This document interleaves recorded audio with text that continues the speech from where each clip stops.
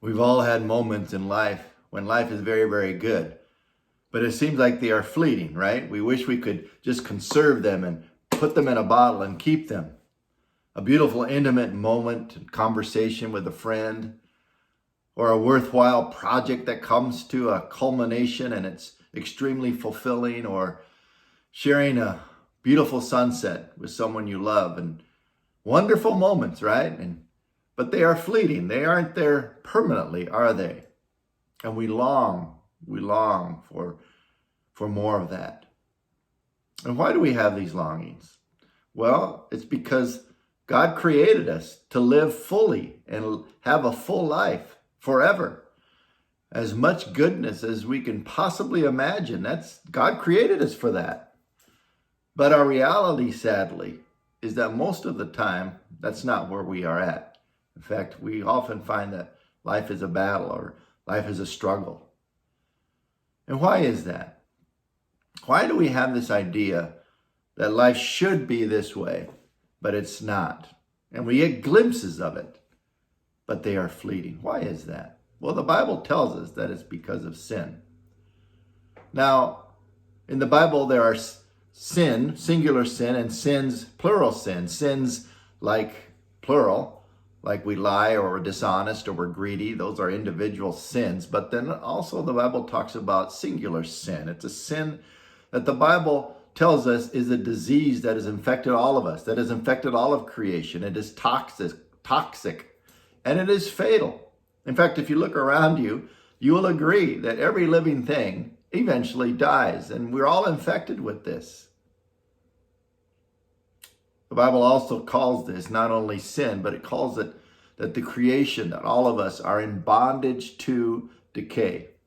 I look in the mirror in the morning and I can see it, right? And perhaps you can too. We are in bondage to decay as the years go by. So where is our hope? Where is our hope? Well, two things I want to remind you of this morning. The Bible tells us, first of all, that we are not alone in this struggle called life.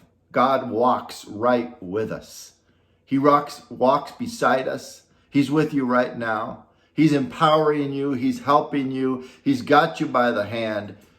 He's helping us to love well and live well, even in the midst of great obstacles that we face.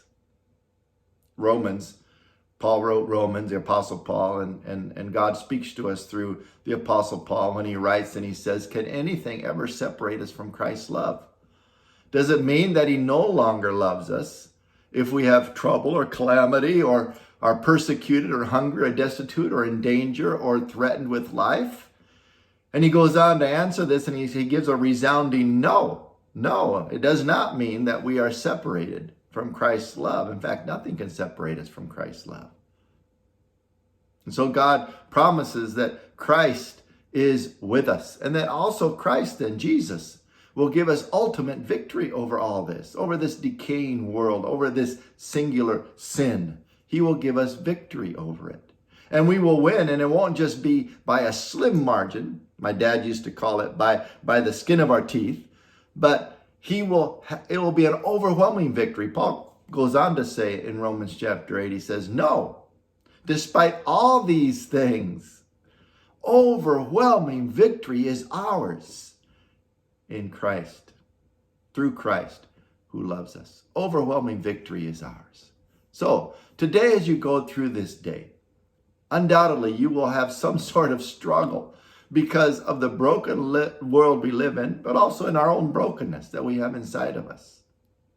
But remember, please remember, you are not alone in this struggle. Jesus is with you, walking right beside you through whatever mess you might be going through. And he promises to guide you. He promises to hold you by the hand. He promises to empower you. He promises to be with you. But then also remember, please remember, that in him someday, overwhelming victory will be ours. And it won't be fleeting. It will be for all eternity. And so this day, today, live well, love well in this world, but do not hold on to the things of this world so tightly. that we lose our grip on Jesus. Because you see, Jesus, he is our hope. Have a blessed day in Jesus today.